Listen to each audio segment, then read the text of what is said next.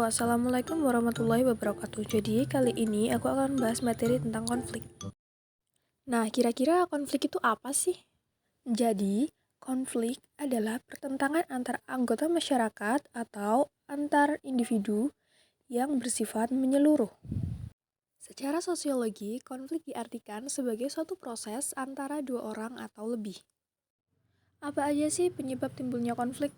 1. Adanya perbedaan nilai dan norma dalam masyarakat. 2. Adanya benturan kepentingan. 3. Adanya perbedaan pandangan dan tujuan serta prinsip. Dan 4. Adanya perselisihan paham.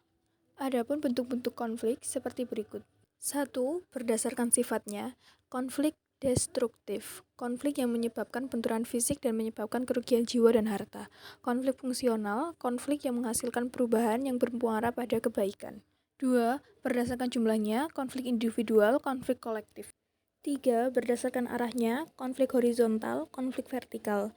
4. Berdasarkan akar permasalahan, konflik agama, ideologi, politik, SARA, SDA, ekonomi, lingkungan hidup. Berdasarkan publikasinya, konflik terbuka dan konflik tertutup. Nah, karena sebelumnya kita sudah selesai membahas materi konflik, maka kita akan ke materi selanjutnya yaitu kekerasan. Tapi sebelumnya, apa sih perbedaan konflik dengan kekerasan? Secara sederhana, konflik adalah perjuangan yang dilakukan untuk mendapatkan hal-hal yang diinginkan. Sementara kekerasan, tindakan yang disengaja dengan tujuan menindas atau menekan kelompok lain. Terus, apa sih hubungan konflik dan kekerasan?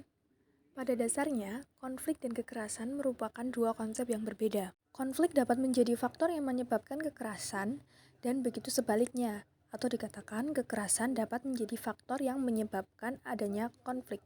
Dari gambar di atas, dapat diambil kesimpulan bahwa dengan adanya konflik memungkinkan terjadinya kekerasan. Namun, bisa juga tidak karena konflik dapat langsung diredam dengan perdamaian jika kedua belah pihak mau sama-sama menurunkan egonya masing-masing. Para ahli sosial mengklasifikasikan bentuk dan jenis kekerasan menjadi beberapa bagian sebagai berikut. 1. Berdasarkan caranya, kekerasan langsung dan kekerasan tidak langsung. 2. Berdasarkan bentuknya, kekerasan fisik, psikologis, struktural. 3. Berdasarkan pelaku, individual, kolektif. 4. Berdasarkan sifatnya, terbuka, tertutup, agresif, defensif. Adapun juga beberapa penyebab kekerasan terjadi dalam masyarakat. 1. Adanya prasangka buruk pada pihak lain. 2. Tidak dapat mengendalikan emosi. 3. Lahirnya permasalahan yang memancing permusuhan. 4. Kontrol sosial sudah tidak berfungsi. 5. Adanya keinginan manusia untuk mendapatkan prestasi. Teman-teman tahu nggak sih, kalau konflik itu juga memiliki dampak positif dan negatif, seperti dampak positifnya, 1. Memperjelas aspek kehidupan. 2. Adanya penyesuaian kembali norma dan nilai dalam masyarakat. 3. Jalan mengurangi ketegangan antar individu atau kelompok dan pertentangan yang terjadi. 4. Sebagai sarana mencapai keseimbangan. Dan dampak negatifnya adalah 1.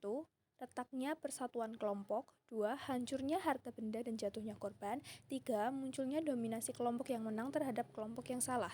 Selain konflik dan kekerasan, ada pula perdamaian. Perdamaian adalah sebuah istilah atau kata untuk menyebut suatu kondisi adanya harmoni keamanan, serasi, dan saling pengertian. Perdamaian juga diartikan suasana yang tenang.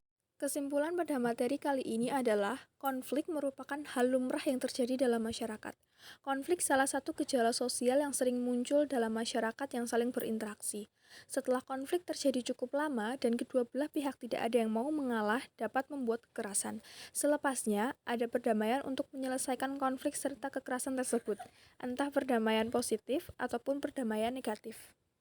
Nah teman-teman, jadi sampai sini dulu bab materi sosiologi tentang konflik, kekerasan, dan perdamaian. Sampai jumpa di lain waktu.